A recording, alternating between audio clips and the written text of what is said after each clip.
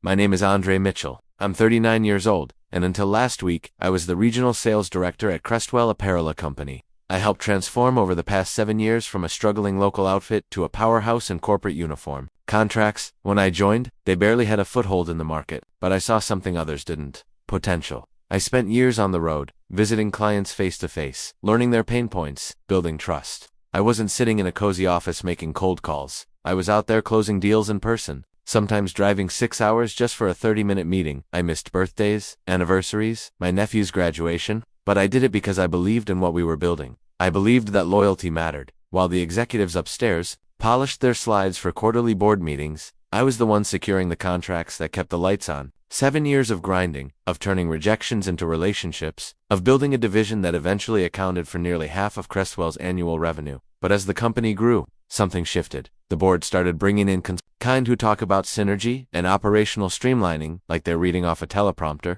and then they hired Connor fresh out of business school, with perfect hair and a resume full of buzzwords but not an ounce of real-world experience. Still, I kept my head down, kept delivering results, thinking that maybe, just maybe, loyalty and track record would be enough. Spoiler alert, it wasn't. When I first walked into Crestwell's office, it wasn't even an office, it was a converted storage space above a dry cleaner, with cracked linoleum floors and desks that wobbled if you leaned on them too hard. There were 4 of us, sharing one printer and a coffee maker that barely worked, but I didn't care. I'd left a comfortable but stagnant job because I wanted to build something from the ground up, and that's exactly what we did. In the first year, I personally landed contracts with 3 regional healthcare providers, which set the foundation for what Crestwell would eventually become. Within 2 years, we moved out of that cramped space into a proper office downtown, expanded our team, and upgraded from a dusty whiteboard to actual CRM software. By year 5, we weren't just surviving, we were thriving. Our corporate uniform division had gone from generating barely $250,000 a year to over $7 million in annual contracts, many of which I personally negotiated and maintained. I built processes, mentored new sales reps, and developed long-term client relationships that weathered supply chain disruptions, pricing fluctuations, and even a global pandemic. But through it all, the culture changed. What started as a scrappy, collaborative team slowly morphed into a more corporate, top-down environment. The same executives who used to ask for my advice in the early days were now hiring outside consultants to audit the very systems I'd created, and I could feel it, the distance, the cold efficiency replacing the camaraderie we once had. The first sign. They stopped inviting me to the strategy meetings. For years, I'd been the one briefing the executive team on client trends, competitor moves, market shifts. But suddenly, those calendar invites just stopped showing up. At first, I thought it was a glitch. Then I saw Connor leading the monthly sales review, standing at the front of the boardroom, presenting slides filled with my numbers, my accounts, my strategies like he owned them. He never even looked my way. Shortly after, they hired 2 new business development specialists, both young, eager, and fresh out of MBA programs. They were assigned to accounts I had built from scratch, clients I had nurtured through late-night phone calls and in-person visits when shipments were delayed or products ran short. I watched as they tried to take over those relationships, sending out generic emails and scheduling impersonal Zoom calls, completely unaware of the nuances I had spent years cultivating. The worst part, the clients noticed. I started getting texts. "Andre, is everything okay? We haven't heard from you. Why are we dealing with someone new?" I didn't know what to say. Meanwhile, Connor kept pushing his new vision for the company: more automation, more outsourcing, fewer legacy systems, as he liked to call them. Funny how I suddenly became part of that legacy. Projects I spearheaded were quietly reassigned. Reports I used to present were now being summarized by analysts I'd never even met, and my once busy calendar slowly emptied. The writing was on the wall, but I stayed quiet, because that's what I'd always done: kept my head down, worked hard, delivered results. But now, I was starting to realize, maybe that wasn't enough anymore. When the official termination came, I didn't argue, I didn't beg, I didn't even ask why. I just sat there, as Connor slid the severance papers across the table like it was just another task on his to-do list. And not a 7 years of my life: contract strategist relationships condensed into a manila folder and a sterile "thank you for your service." I packed up my things quietly. The framed photo of my sister and me hiking in Colorado, the personalized mug a client had given me after I'd saved their supply chain from collapsing, the leather-bound notebook where I'd documented every major contract negotiation for the past 7 years. That notebook, that was my insurance. While they were busy phasing me out, I was busy preserving everything: detailed records of processes, notes on client pain points, even the operational flaws in their shiny new automation systems that I knew would crack under real-world pressure. Not because I wanted revenge, but because, after years of being the one who always fixed things, I knew better than anyone how fragile their new streamlined structure really was. The first cracks appeared just weeks after I left a major client called me, not Crestwell but me, that no one was returning their emails about a delayed shipment. Another text followed from a different client, asking if I was still handling their account. I didn't respond, not yet, because this wasn't about scrambling to reclaim a job or prove a point. It was about waiting, watching, letting the system they'd chosen over me fail on its own, and it was already starting. About a month after I left, I got a call from someone I hadn't spoken to in years, Jared. The coup at Meridian Uniform Group. We'd competed against each other plenty of times, but there was always mutual respect. He didn't waste time. Andre heard what happened at Crestwell. We should talk. We met at a quiet cafe on the outskirts of town, where no one would see us. Jared laid it all out. Meridian was expanding aggressively, picking up clients left and right, but they lacked someone who truly understood how to scale a division sustainably. You built Crestwell's most profitable division in 7 years, he said bluntly, sipping his coffee. We want you to do the same here, but with more autonomy, more resources, and none of the corporate games. For a second, I just sat there, taking it in.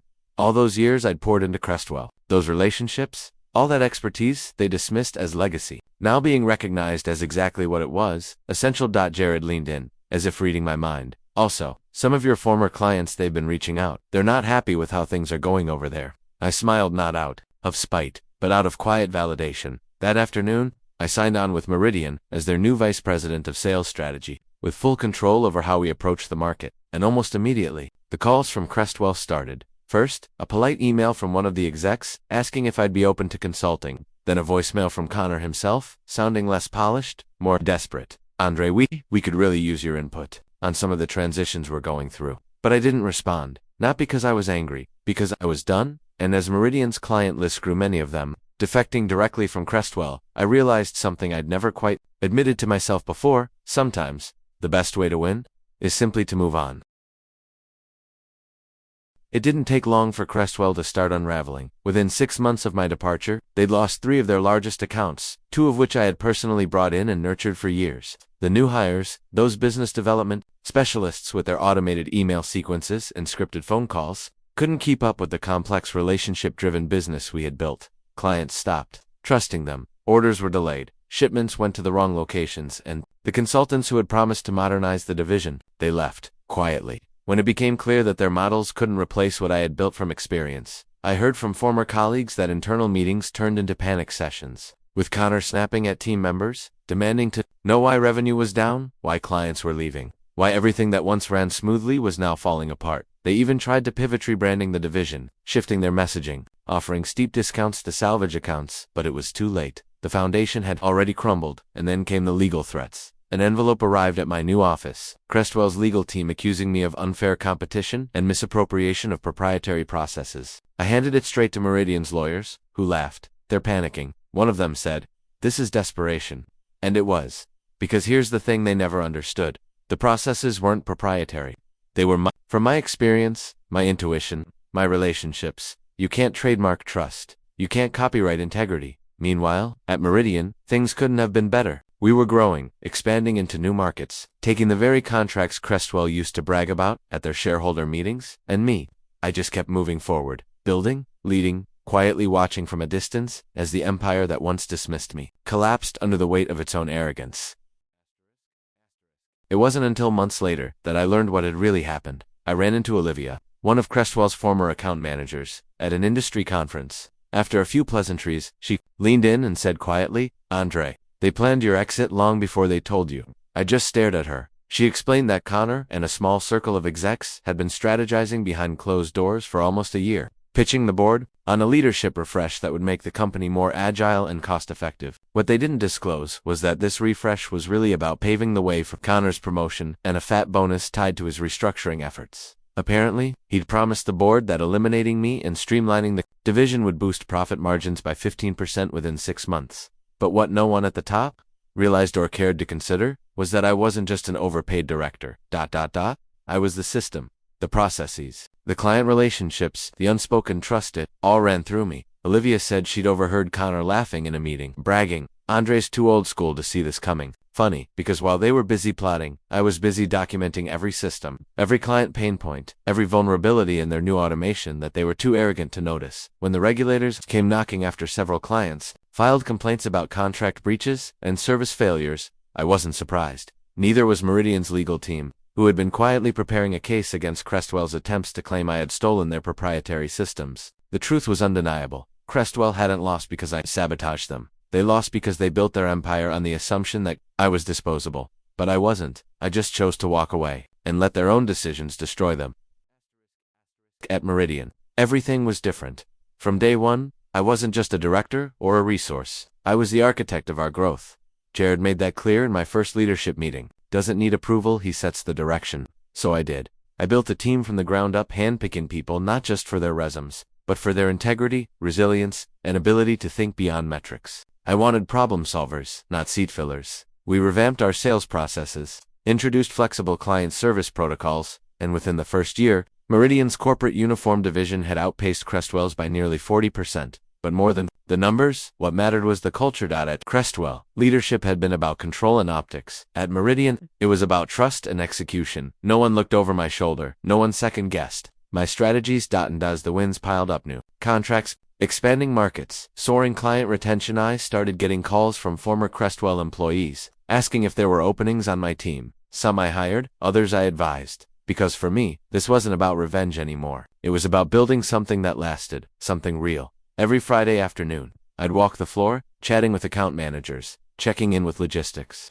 making sure everyone knew leadership wasn't a title, it was a responsibility. One of my new team members said it best during a team huddle: "This place just feels different." And it did, because it was. The same systems and instincts that Crestwell dismissed as outdated were now the foundation of Meridian's dominance in the industry. But for me, the real victory wasn't in market share, it was in knowing that I rebuilt, not in spite of what Crestwell did to me, but because of it. About 18 months after I started at Meridian, I got a call from a number I didn't recognize. It was Crestwell's new CEO, a woman named Rachel, brought in to stabilize what was left after the fallout. Her voice was calm, but tired. "Andre, I know this might be unexpected, but we'd like to discuss the possibility of you leading a strategic partnership between our companies."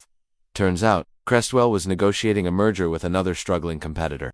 But without leadership, without systems that worked, they were flailing, and they wanted Mimi to come back, not as an employee, but as the architect of the integration. I didn't feel anger, I didn't even feel vindicated. I just asked one simple question: would I have full operational control? Rachel paused, then said quietly, "Yes, whatever it takes." I thought about it long and hard, not because I doubted my ability to pull it off, but because I had promised myself something after leaving Crestwell. Never again would I lead for the sake of ego or revenge. Only for purpose. So I set my conditions: full authority, absolute transparency, and most importantly, protections for every frontline employee impacted by the merger. They agreed, and just like that, I found myself back at the negotiating table, not as the discarded employee they once pushed out, but as the one person they couldn't survive without. Not for power, not for payback, but to prove to myself and everyone watching that leadership is about doing what's right, even when you've been wronged.